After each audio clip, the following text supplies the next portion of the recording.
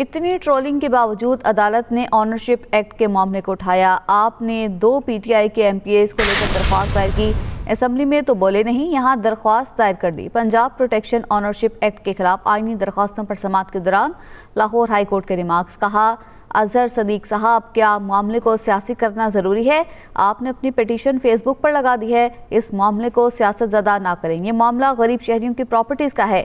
अदालत की दरख्वास्त छुट्टियों के बाद मुतल्लिका बेंच के रूबरू लगाने की हिदायत। आपको बताएं कि इस हवाले से दरख्वास्त पर समाअत की गई है। इतनी ट्रोलिंग के बावजूद अदालत ने ऑनरशिप एक्ट के मामले को उठाया।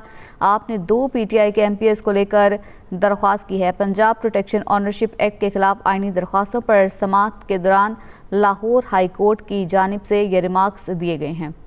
मज़ीद तफसीलात जानते हैं अपने नुमाइंदे मोहम्मद हारून से। हारून, इस समाअत का अहवाल बताइए। जी बिल्कुल, लाहौर हाईकोर्ट में पंजाब प्रोटेक्शन ऑनरशिप एक्ट 2025 के खिलाफ आईनी दरख्वास्तों पर समाअत हुई थी। लाहौर हाईकोर्ट के जस्टिस फैसल जमानत दरख्वास्तों पर समाअत छुट्टियों के बाद मुतल्लिका बेंच के रूबरू लगाने की हिदायत भी कर दी है। अदालत ने इस्तफसार किया कि अजहर सदीक साहब, क्या इस मामले को सियासी करना जरूरी है? इतनी ट्रोलिंग के बावजूद अदालत ने इस मामले को उठाया हुआ है। आपने 2 पीटीआई के एमपीएस को लेकर दरख्वास्त दायर कर दी। क्या इन एमपीए ने असेंबली में इस एक्ट के खिलाफ तकरीर की? कि असेंबली में तो बोले नहीं, या दरख्वास्त दायर कर दी है। आपने अपनी पिटीशन फेसबुक पर भी लगा दी। अदालत ने मजीद कहा कि इस मामले को सियासी रंग मत दें, ये मामला गरीब शहरियों की प्रॉपर्टी का है। अदालत ने मजीद इस्तफसार किया कि आप इस दरख्वास्त के जरिए हुकूमत को फायदा दे रहे हैं।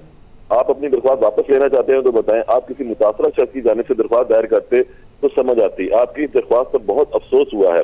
दरख्वास्त में अदालत ने मजीद कहा कि एक्ट के तहत जायदाद से मुतल्लिक इख्तियारात इंतजामी को देकर आइन की खिलाफवर्जी की गई है। अदालत ने इस दरख्वास्त को जो छुट्टियों के बाद फुल बेंच के रूबरू लगाने की हिदायत की है। जी, मोहम्मद हारून अपडेट कर रहे थे, आपको बहुत शुक्रिया।